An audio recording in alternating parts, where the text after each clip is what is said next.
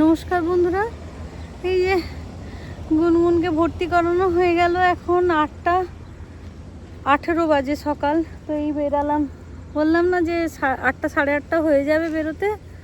তো এই 8:18 বাজে। তো ওকে ভর্তি করালো। তো এবারে গুনগুন একটু সিরিয়াস হয়ে গেছে। ওকে পুরো 100% ভেন্টিলেশনে দিয়েছে, মানে মুখ দিয়ে ওর নিঃশ্বাস নিতে পারছে না।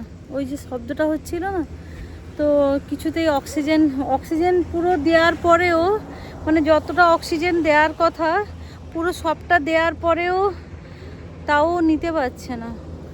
তো এখন কি করেছে, পুরো মুখ দিয়ে চ্যানেল করে একদম লাংসে ডিরেক্ট অক্সিজেন দিচ্ছে। তো 100% এখন ভেন্টিলেশনে আছে ও। তো বলছে যে দেখা যাক এটা কি হয়। আর ওর পেটের চারদিকে বলছে গ্যাস হয়ে গেছে, গ্যাসের জন্য লাংসে নাকি চাপ পড়ছে। তো লাংস ওই জন্য মানে নিতে লাংস ঠিকঠাক কাজ করতে পারছে না, এত গ্যাসে ওর চাপ পড়ে গেছে। তো দেখা যাক কি হয়। ডাক্তার বলছে তো পুরো সেই মুখ দিয়ে সেই বড় বড় পাইপ দিয়ে না ঢুকিয়েছে মুখের মধ্যে। তো সেটা চলছে। তো গুনগুনটা এখন তো কোনো সেন্স নেই এখন বলতে গেলে। আসার সময় তাও একটু তাকিয়ে তাকিয়ে আসছিল, এখানে কোনো সেন্স নেই ওর, মানে পুরো এর মতন পড়ে আছে। তো আমরা চলে যাচ্ছি এখন। সারা রাত জায়গা আমাদের শরীর খারাপ করে দিলে তো তাকে আরও কষ্ট হবে। তো ডাক্তাররা বললো বলে চলে যাও বাড়ি। আর এখানে না থাকার ব্যবস্থা নেই, মানে এই যে আইসিইউতে যেমন অ্যানলুরিতে এইরকম ভেন্টিলেশনে দিলেও যে আইসিইউটা আমরা পাই সেখানে কিন্তু থাকার ব্যবস্থা থাকে। যেহেতু এখনও অ্যাডাল্টের মানে এতে চলে এসছে, তো তো সেই ভেন্টিলেশনে যে দিয়েছে ওর, মানে কি বলবো, দাঁড়ান গাড়ি আসছে পেরিয়ে যাই। তো সেই ভেন্টিলেশনে না নেই থাকার ব্যবস্থা। তো সেই জন্য আর আমরা মানে কিচ্ছু নেই, একটা চেয়ার দিয়ে আছে। তো আর পারছিলাম না, ঢুকে পড়ে যাচ্ছি এরকম। আর সে ডাক্তাররা তো ডাক্তারের মতন কাজ করবে, সেখানে তো আমাদের কিছু নেই। এখানে বসে বসে শরীর খারাপ করে তো কোনো লাভও নেই। বাড়ি যাই এখন। আর রাইকেও ওঠাতে হবে, ওর খাবার টাবার দিতে হবে, একটু ঘুমোবো, আবার বিকেলবেলা আসবো। তো এই ফ্লোরটা না সম্পূর্ণ আলাদা রকম, মানে এখানে ক্রিটিক্যাল যারা পেশেন্ট আছে তাদের হ্যান্ডেল করার জন্য ওই ফ্লোরটা। তো ঢুকতেও মানে খুব রেস্ট্রিকশান ওখানে যাওয়ার। তো গুনগুন ওখানেই আছে, রুম নাম্বারটা দিয়েছে, মানে রুম নাম্বারটা যেটা সেটা গিয়ে ওই দরজাতে বেল বাজালে ওরা তখন জিজ্ঞেস করবে কোন নাম্বারে, মানে বেড নাম্বার জিজ্ঞেস করলে বললে তখন ওরা ওই দরজাটা খুলবে। আচ্ছা, ছেড়ে আসতে ভালোও লাগছে না, কিন্তু শরীর না নিজেদেরই কেমন টান লাগছে। একটু না ঘুমোলে আর হবে না, জানেন তো। তাও আমরা ওকে ফেলে রাখিনি, মানে দেখলাম সন্ধে পর্যন্ত ওর কিন্তু 90-91 ছিল। হ্যাঁ, তো 90-91 থাকলে কি হয়, তখন এরা ভর্তি নেয় না। তারপরে যখন রাত্রেবেলায় কি হচ্ছে, একবার 89 হচ্ছে, 90 হচ্ছে, 91 হচ্ছে, এইরকম হচ্ছে। তো সেই জন্য সুব্রত বললো তাহলে নিয়ে চলে যায়। আর সাউন্ডটা তখন সন্ধেবেলাও ছিল না, সাউন্ডটা কিন্তু সন্ধেবেলায় কোনো সাউন্ড ছিল না, এমনি জাস্ট অক্সিজেন এরকম হচ্ছে। হঠাৎ করে না রাত 12:30টার দিকে স্টার্ট হয়েছে। আমরা ডিসিশন নিলাম যে যাই, অক্সিজেন নামুক আর না নামুক, আমরা সকালবেলা একবার ইমার্জেন্সিতে দেখিয়ে নিয়ে যাব, যেহেতু একবার জ্বর চলে এসছে। তো তারপরে সেইটা ভাবলাম, তো সেই জন্য মানে তাড়াতাড়ি খেয়ে দিয়ে আমরা শুতে যাব। শুয়েও পড়েছিলাম। 12:30টার সময় খুব আওয়াজ হচ্ছে। আর ওকে একবার মানে কি বলবো, ভেস্ট টেস্ট দিয়ে সাকশন করে সব কিছু করলাম, তখন আবার যেরকম ওই 92-93 যেরকম অক্সিজেন ঠিকঠাক ছিল, অক্সিজেন কোনো নামেনি, জানেন তো। সেই জন্য আমরা জানি যে সকালবেলায় অক্সিজেন নামুক না নামুক নিয়ে আসবো।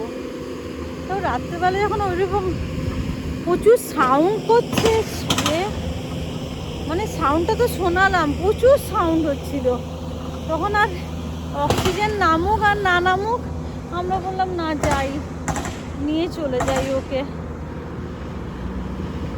অক্সিজেন ঠিকঠাক ছিল, কিন্তু এইখানে যেই হসপিটালে ঢুকিয়েছি তখনও ওই 89, 88 এরকম ছিল। হঠাৎ করে অক্সিজেনটা না ড্রপ হয়ে গেল 70-এ, মানে আমাদের চোখের সামনেই হলো 70-এ ড্রপ হয়ে গিয়ে তারপরে যে অক্সিজেনটা দিচ্ছে ও আর উঠছে না, মানে 88, 89, 90, 88, 89, 90, বড় জোর 91-তে ছুঁয়ে আবার নিচে চলে আসছে। তো ডাক্তার বলছে যে ও, তখন আবার ডাক্তার পুরো ফুল অক্সিজেন দিয়ে দিল, ওর উঠছে না, মানে ও তো 100 অক্সিজেন পেয়ে গেলেও সঙ্গে সঙ্গে 100-তে চলে যায়, কিন্তু আজকে ওই 95-তেই ছুঁতে পারছে না, ড্রপ করছে বারে বারে, মানে ফুল দেওয়ার পরেও ওর হচ্ছে ওই 91, 92, বড় জোর 93-তে ছুঁয়ে আবার চলে আসছে। মানে ডাক্তারদের কথা হচ্ছে যে অক্সিজেনটা দিচ্ছে ওর 100 চলে যাওয়ার কথা, কিন্তু ওর নিতে পারছে না।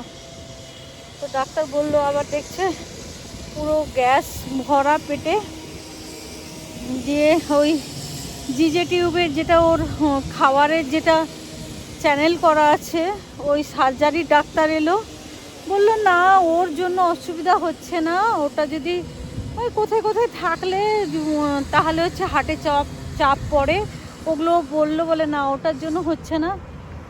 তো অক্সিজেন এখন দেয়া আছে, দেখা যাক কি হয়।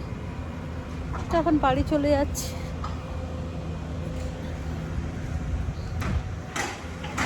সারা রাত একটু ঘুম নেই, একটু ওখানে বসার জায়গা নেই, একটু মানে সেই ছোটো ছোটো বসার জায়গাগুলো দিয়েছে না, যে একটু হেলান দিয়ে একটু সুন্দর করে বসবেন, সেটা ওখানে পিঠ পুরো ব্যথা। শুভ্র ও একটাই মাত্র আবার বসার জায়গা ছিল, সুব্রত তো গুনগুনো হুইল চেয়ারেই বসছিল, ও গুনগুনো হুইল চেয়ারে বসে এ করছে। আর হুইল চেয়ারে বসা যায় একটা অসুস্থ বাচ্চার জন্য, একটা সেটআপ, আর আমাদের সেটা কি আর হয় বারে বারে। আমাদের মানে ডান দিকে দেখো গাড়িটা, ওই ডান দিকে আছে মনে হচ্ছে।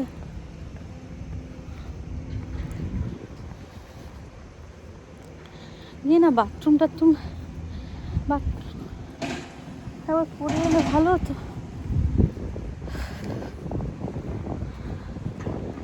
এখন গিয়ে যে শুয়ে পড়বো তারও উপায় নেই। আর একজন আছে, সে ভাবছে যে কোথায় গেল এরা, রাত্রেবেলায় আওয়াজ পেয়েছে, মানে দরজা টরজা যখন খুলি, গাড়িতে যখন বসি তখন তো 1টা 17-18 হয়ে গেছে। বাড়ি থেকে ওই বেরোচ্ছি, এ করছি, তা ভিডিও করলাম, দেখালাম না, 1টা কত 17 বাজে না, 1টা 17-র সময় বাড়ি থেকে বেরোচ্ছিলাম। 1টা 17-র সময় বাড়ি থেকে বেরোই, দরজা খুললাম, এ করলাম, ও তো সাউন্ড সব পায়, ওখানেই তো বসে থাকে। ও ভাবলো যে গেল কোথায়, সাউন্ড হচ্ছে না। গুনগুনের ভোর থেকে কাজ সব স্টার্ট হয়ে যায়, 6টা থেকে স্টার্ট হয়ে যায় গুনগুনের কাজ।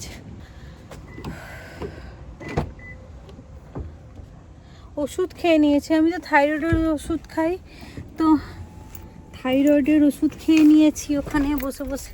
একটা নর্মাল আইসিইউ থাকে, আর এটা ক্রিটিক্যাল আইসিইউ যেটা, তার মধ্যে মানে এই জায়গাটা খুব দেখলাম, মানে এই ফ্লোরটায় কোনোদিন যাইনি।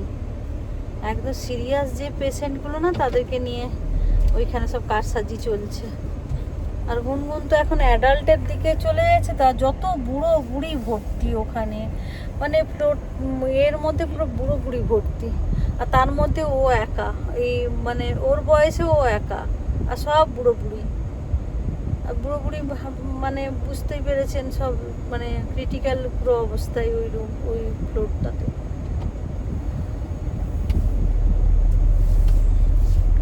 যাই হোক, ডাক্তারের হাতে তো দিয়ে চলে গেছি।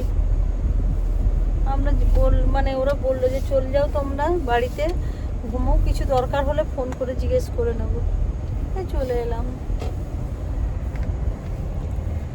তো চলুন, এইটা জানানোর ছিল। আর গুনগুনকে দেখানো যাবে না, মানে গুনগুনের যে অবস্থায় আছে তো এখন আমরা দেখাতে পারবো না। পুরো মুখের ভিতরে না নল টল ঢোকানো আছে এখন ওই জায়গায়। এখন মানে দেখাচ্ছে ভিডিও, ফোন কিছু করা যাবে না ওই রুমটাতে এখন, তো ওই জন্য দেখালাম না। আর যখন আমরা ঢুকছি ওই অক্সিজেন ড্রপ দেখেই বাইরেই বসে আছি, একটা অক্সিজেন সিলিন্ডার লাগিয়ে দিয়ে চলে গেল। তখনই ওই ফটোটা তুলেছিলাম, কিন্তু ভেতরে যে রুমে আছে ওখানে মানে দেখানো যাবে না, আর দেখতেও পারবেন না আপনারা, এত মুখে টুকে নল ঢুকিয়েছে না, ওটা গায়ে পুরো নল টল ভর্তি, মানে বসতেও ভালো লাগছে না। পুরো গা পুরো ভর্তি, মানে কিছু তার শরীর দেখা যাচ্ছে না, ওটা ভর্তি হয়ে আছে। তো যাই হোক, আর ওখানে ভিডিও করা যাবে না, ফটোও তোলা যাবে না, নাহলে দেখাতাম গুনগুনকে। ঠিক আছে, তো চলুন, আপডেট দেওয়ার ছিল দিয়ে দিলাম আপনাদেরকে। তো চলুন, বাই।